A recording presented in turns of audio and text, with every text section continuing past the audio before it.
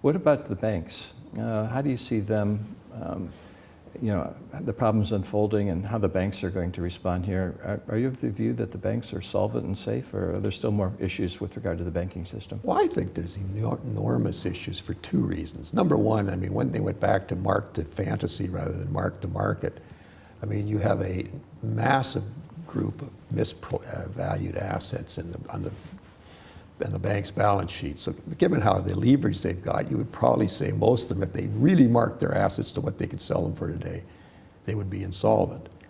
But then there's the issue that doesn't get talked about maybe as much as it should, and that is a massive amount of derivatives that are through the entire system. And I mean, they revalued, or they changed how, the Bank of International Settlements changed how they valued them, in a sense that they sort of reduced the notional value. There'd be over $1 quadrillion now. And when you've got all of this through the banking system and the financial system, and they've never recognized the losing side of a lot of these trades, that, well, there's a massive problem. And that, I believe, is the underlying reason, the real underlying reason for the quantitative easing to the extent, I don't see it ending. I don't see how it can end unless they're prepared to take a financial debacle. Yeah, it's funny that you say that they've never taken the losing side. About 8 years or so ago, a good friend of mine, we were chatting, he's a derivative expert, and I was talking about, well, somebody's on the winning side of a trade and somebody's on the losing side of a trade when you do a derivative. And he said to me, no, you don't understand derivatives at all. Both sides are on winning sides of that trade because of the way they account for it. That's correct. I think sort of where this skirt got pulled back a bit was when Lehman failed, and then there was a sort of a counterparty that was going to force to sort of reveal what the accounting losses really were. And that was quickly papered over, and they've sort of pushed on. But I mean, the fact is they haven't solved the problem. Well, no, if anything, they've intensified the problem because there's more derivatives being created every day. I mean, we're not shrinking the pile of derivatives; they're growing. I mean, we changed the way we accounted for them, so they said there were less, but there aren't less. Yeah. So it's not only the sovereign debt problem that's a sword pointed at the banks and their balance sheets, but the derivatives as well. And the derivatives isn't even getting the attention that the sovereign debt problem is getting. Well, the sovereign debt is a problem that's sort of the flavor of the day. I mean, it is an extension of the banking problem to begin with. I mean, basically, the private sector couldn't carry the debt load, so they had to shove it more onto the countries. And this has created this sovereign risk problem, which is endemic. It's everywhere. I mean, I find, when people talk about, well, the euro's better than the dollar, well, I say, well, yeah, but is it? Like, I mean, the dollar's big problem is there's too many of them. They're creating so many of them, and they're throwing them out into the world. And the people that are holding them are becoming, as you know, extraordinarily uncomfortable. The Chinese are becoming very vocal on the subject, and they actually are taking action. They're not buying any more treasuries. And that forces Mr. Bernanke to monetize more of them, because where are the buyers coming from? Some of them are coming, I guess, from the banking system and what have you, but it's all a large daisy chain. We should be taking a message from the Chinese, do what they're doing, actually spend those dollars and put them into resources, like their failed bid on Equinox and things of that nature? Absolutely. I mean, Eric Sprott and I have been adamant on that point that, I mean, this is not the time to be holding paper assets. It's got to be real. Yeah. Let's talk a little bit about the mining stocks, which a lot of people have been very disappointed because they've been underperforming the metal for so long now, and people are starting to question: are the mining stocks ever going to catch up?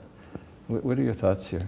Well, I think there's three factors. One is controversial, and I can't prove it. It's just a thought I have. I think there has been some sort of active suppression of the mining stocks through it. You can do it so much with algorithm, computer-based trading. And so I think there has been, to some extent, a organized suppression of these stocks to keep people's interest away from the sector. And then you have the hedge funds who are always trying to make money every way they can, and sort of they're taking advantage of it. They've got all sorts of spread trades on, gold, long gold, short shares, and what have you. And it's worked because I had a great chat with a friend of mine who's one of the better gold analysts in Toronto last weekend, and he'd said he'd just been on a tour of North America, going to every major financial center, talking to a lot of significant money managers. And the interest in gold stocks and silver stocks was negligible. Like, I mean, basically they didn't even want to hear about the subject. And I think it's twofold. One is the fact that the stocks have acted terribly. relative to the metals, and this thought that has been put out there that the metals are in a bubble. So why would you own the stocks if the metals are who underperform just before the metals are going to get killed?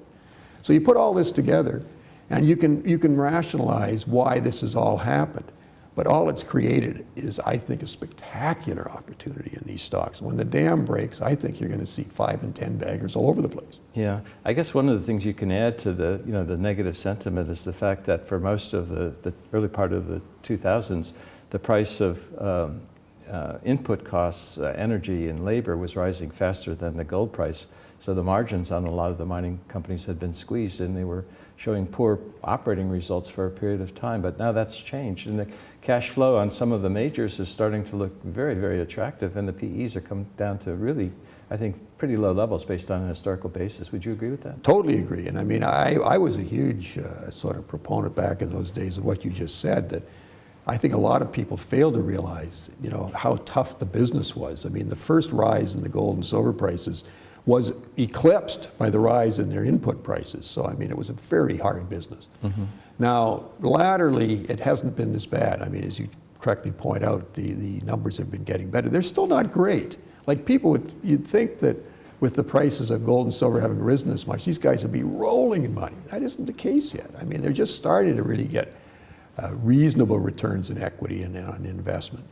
So, so that really isn't a reason that can be put forth for other stocks. That should have been the reason stocks underperformed before. I mean, now you're starting to see the fruits of higher prices. So I don't see that as having been a major factor in this recent underperformance of the stocks. I think it was the other things I mentioned. Yeah. From a technical point of view, the XAU's been sort of in this range, 200 up to about 230 or so, just moving sideways. Is that a bullish view in your mind, or is that, again, reason for concern? Well, I guess it's depending where you're coming from. Like, basically, if you're a bear, you could say you're building a top. If you're a bull, based on the fundamentals, which I am, I think it's sort of one of these extended bases, and generally those things propel stocks to much, much higher levels. I've been looking at the charts of sort of some individual stocks. Some of them don't look great, but then I can sort of study the companies, and they don't hit their fundamentals just because of their mining operations aren't that good. Yeah. But what I like, for example, is Goldfields of South Africa. And the chart on that's pretty powerful. I mean, that thing's been held in a very tight range. They got tremendous reserves. They're doing lots of interesting things. And the stocks just literally sat there like a house plant. But that's going to change, and the chart would confirm that. The chart looks powerful. Yeah, it's a sign of accumulation, Absolutely. I would guess.